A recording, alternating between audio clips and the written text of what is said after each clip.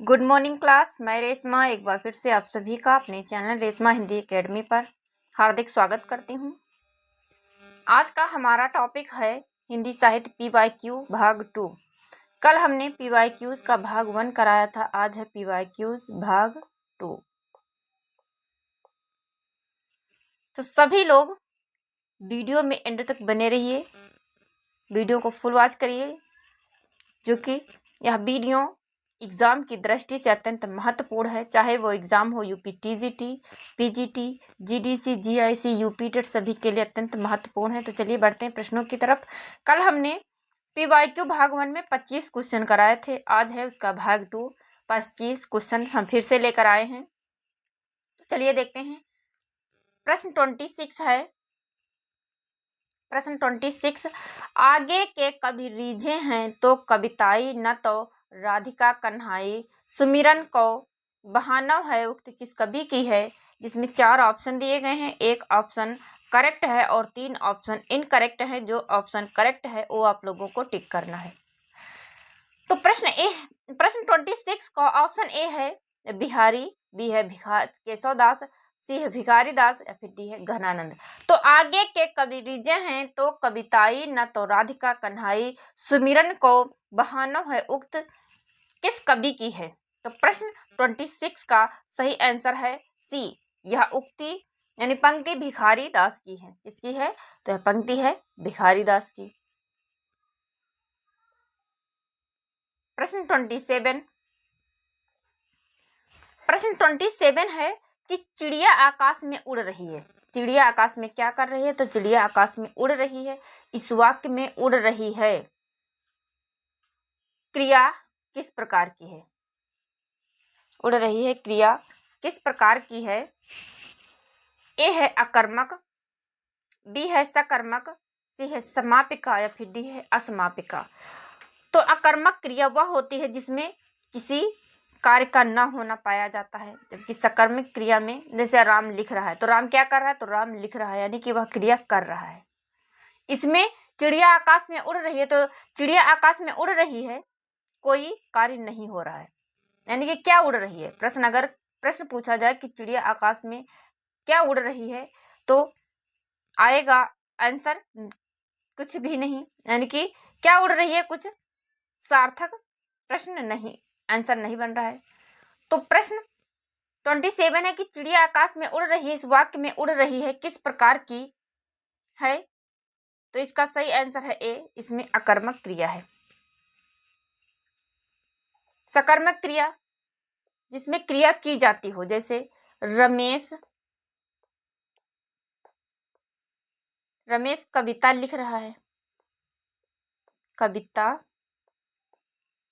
लिख रहा है। तो रमेश क्या कर रहा है? प्रश्न बनेगा कि रमेश क्या कर रहा है, तो आंसर आएगा कि रमेश कविता लिख रहा है। इसमें कौन सी क्रिया है? तो इसमें क्रिया है सकर्मक क्रिया। चलिए बढ़ते हैं अगले प्रश्न की तरफ। अगला प्रश्न है प्रश्न 28। प्रश्न 28 है कि वृक्ष पर पक्षी बैठे हैं। वृक्ष पर पक्षी बैठे हैं, इस वाक्य में पर कौन सा कारक है, यानी पर जो है तो वह कौन सा कारक है। ए है कर्म कारक, बी है संप्रदान कारक, सी है अपादान कारक या फिर डी है अधिकरण कारक। तो वृक्ष पर पक्षी बैठे हैं, इस वाक्य में पर कौन सा कारक है? तो इसका सही आंसर है डी अधिकरण कारक।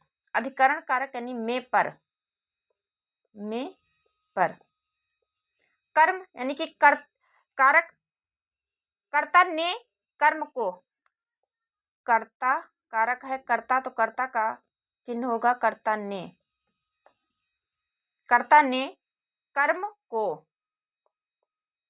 कर्म को संप्रदान के लिए फिर है अपादान से यानी कि अलग होने के लिए। तो प्रश्न 28 का सही आंसर है डी अधिकरण कारक। प्रश्न 29 है कि किस शब्द में उपसर्ग नहीं है, यानी कि वह कौन सा शब्द है जिसमें उपसर्ग का प्रयोग नहीं हुआ है। ए है अपवाद, बी है पराजय, सी है प्रभाव या फिर डी है ओढ़ना। तो वाद में उपसर्ग लगा है अप, वाद में कौन सा उपसर्ग लगा है? तो इसमें अप उपसर्ग लगा है। अप उपसर्ग लगने से बन गया है वाद में अपवाद। पराजय, तो इसमें पराजय में परा उपसर्ग लगा तो क्या बना? तो पराजय। भाव में प्रा उपसर्ग लगा है तो क्या बना? प्रभाव। ओढ़ना में कोई उपसर्ग नहीं लगा है, इसलिए इसका सही आंसर है डी, ओढ़ना में कोई उपसर्ग नहीं है। अगला प्रश्न है प्रश्न 30। प्रश्न 30 है कि शुद्ध वर्तनी का चयन कीजिए। शुद्ध वर्तनी का चयन कीजिए। ए है प्रतिवादी, बी है प्रतिवादी, सी है प्रतिवादी, डी है प्रतिवादी। तो शुद्ध वर्तनी का चयन कीजिए, यानी कौन सी वर्तनी शुद्ध है, कौन सी वर्तनी और शुद्ध लिखी गई है। तो प्रतिवादी क्या है? तो ये शुद्ध वर्तनी है, ना कि प्रतिवादी होता है, ना तो प्रतिवादी होता है और ना ही प्रतिवादी होता है। बढ़ते हैं अगले प्रश्न की तरफ। अगला प्रश्न है प्रश्न 31। प्रश्न 31 है कि सृष्टि का विलोम शब्द है। ए है मरण, सृष्टि यानी कि दुनिया का निर्माण, सृष्टि यानी कि दुनिया। बी है प्रलय, सी है वृष्टि, डी है मोक्ष। तो सृष्टि का विलोम शब्द क्या है? तो सृष्टि का विलोम है प्रलय। अगला प्रश्न है प्रश्न 32। प्रश्न 32 है कि लाभ हानि के बीच लगने वाला चिन्ह है। लाभ हानि के बाद के बीच लगने वाला चिन्ह है। ए है निर्देशक चिन्ह, बी है योजक चिन्ह, सी है विवरण चिन्ह या फिर डी है अपूर्ण चिन्ह। तो लाभ हानि के बीच में जो ये चिन्ह लगा है ये कौन सा चिन्ह है? तो ये है योजक चिन्ह। प्रश्न 33। प्रश्न 33 है कि किसी कथा के अंतर्गत आने वाली दूसरी कथा के लिए एक शब्द है। ए है अंता कथा, बी है अंतर्यामी, सी है अतिवृष्टि या फिर डी है इनमें से कोई नहीं। तो किसी कथा के अंतर्गत आने वाली दूसरी कथा के लिए एक शब्द है, इसका सही आंसर है ए अंता कथा। उसे क्या कहते हैं? तो उसे कहते हैं अंतः कथा। प्रश्न 34। प्रश्न 34 है कि हरिऔध का पूरा नाम क्या है? ए है राय कृष्णदास, कभी कभी एग्जाम में कवियों का उपनाम भी पूछ लेता है। बी है कन्हैयालाल, सी है अयोध्या सिंह उपाध्याय, डी है हरिशंकर उपाध्याय। तो हरिऔध का पूरा नाम क्या है? तो हरिऔध का पूरा नाम है अयोध्या सिंह उपाध्याय हरिऔध। प्रश्न 35 है किस शब्द की रचना प्रत्यय से हुई है, यानी कि वह कौन सी रचना है जिसकी, कौन सा शब्द है जिसकी रचना प्रत्यय से हुई है। ए है अभियोग, बी है व्यायाम, सी है अपमान, डी है इनमें से कोई नहीं। इनमें से कोई नहीं। तो किस शब्द की रचना प्रत्यय से हुई है? तो इसका सही आंसर है डी, इनमें से कोई नहीं, यानी इनमें से वह कोई भी शब्द नहीं है जिसकी रचना प्रत्यय से हुई हो। अगला प्रश्न है प्रश्न 36। तो प्रश्न 36 है प्रतिकूल शब्द में कौन सा उपसर्ग प्रयुक्त है? प्रतिकूल शब्द में कौन सा उपसर्ग प्रयुक्त है? ए है प्रा, बी है परा, सी है पर या फिर डी है प्रति। तो प्रतिकूल शब्द में कौन सा उपसर्ग है? प्रतिकूल, तो कूल में कौन सा उपसर्ग लगा है? तो इसमें लगा है प्रति, उपसर्ग लगा है प्रति प्लस कूल, क्या बना? बराबर प्रतिकूल। प्रतिकूल, इसका सही आंसर है डी प्रति। अगला प्रश्न है प्रश्न 37। प्रश्न 37 है कि शब्द का तद्भव है? सलाकिका ये क्या है? तो ये है तत्सम, ये है तत्सम शब्द। सलाकिका शब्द का तद्भव पूछ रहा है, तद्भव शब्द है। ए है सलाई, बी है सलालक, सी है सटकट, डी है सगुन।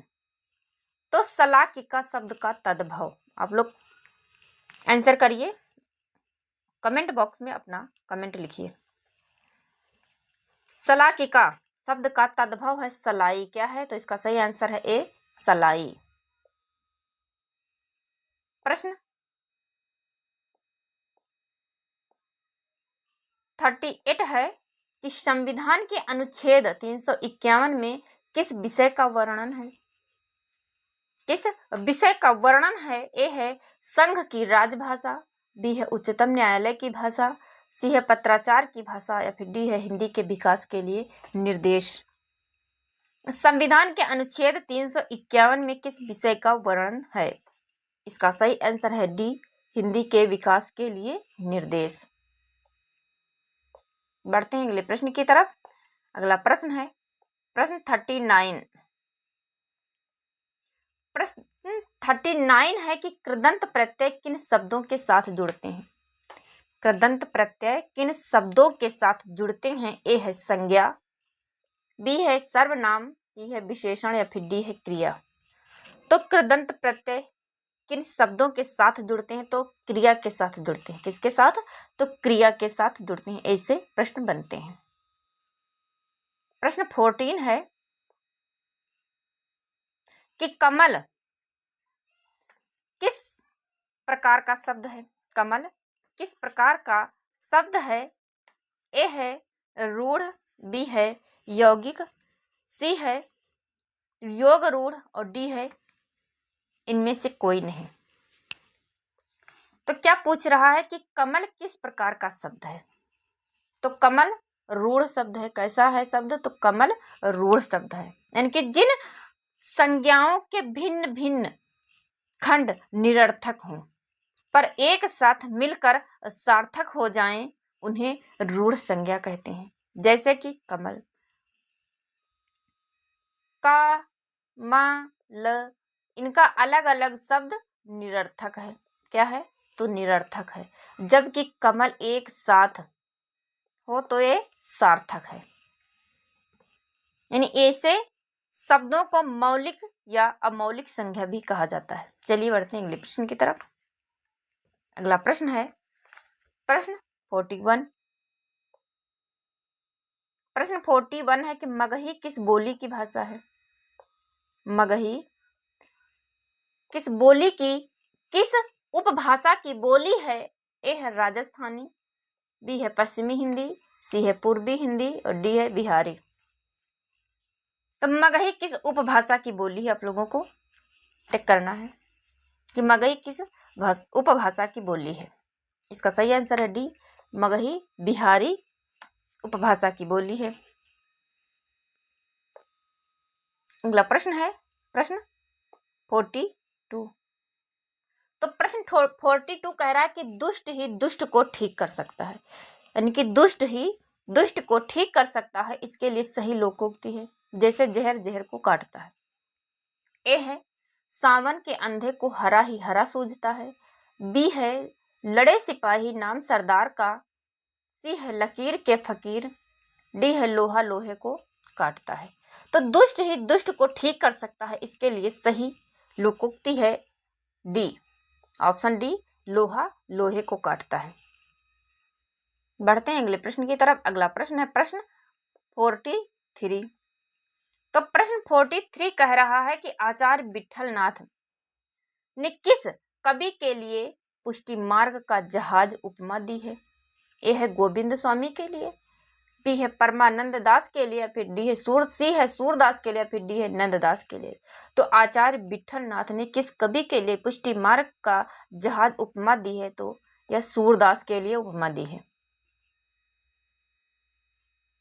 सूरदास की मृत्यु पर, यानी कि पुष्टि मार्ग का जहाज जात है, जो कछु लेना हो सो ले लो, ये उक्ति कही गई है। प्रश्न 44 है त्याग बिना निष्प्राण प्रेम है, इनकी बिना त्याग के प्राण प्रेम निष्प्राण है। बिना त्याग बिना निष्प्राण प्रेम है, करो प्रेम पर प्राण निछावर। यह पंक्ति किस कवि की है? ए है गया प्रसाद शुक्ल स्नेही, बी है माखनलाल चतुर्वेदी, या फिर सी है मैथिली शरण गुप्त, या फिर डी है राम नरेश त्रिपाठी की। इनकी त्याग बिना निष्प्राण प्रेम है, बिना त्याग के प्रेम निष्प्राण है, इसलिए प्रेम पर प्राण निछावर करो प्रेम पर प्राण निछावर। यह पंक्ति किस कवि द्वारा कही गई है? तो यह पंक्ति है राम नरेश त्रिपाठी। किस कवि की है? तो यह है राम नरेश त्रिपाठी की। अगला प्रश्न है प्रश्न 44। प्रश्न 44 है कि रामचरित चिंतामणि किसकी रचना है? रामचरित चिंतामणि किसकी रचना है? ए है नाथूराम शर्मा शंकर, बी है गया प्रसाद शुक्ल स्नेही, सी है अयोध्या सिंह उपाध्याय हरिऔध, डी है रामचरित उपाध्याय। तो रामचरित चिंतामणि किसकी रचना है? तो यह रचना है रामचरित उपाध्याय की। उम्मीद है आप लोगों को हमारा यह प्रश्नों का संकलन पसंद आ रहा है, जो कि एग्जाम की दृष्टि से अत्यंत महत्वपूर्ण है। आप लोग क्लास में अंत तक बने रहिए।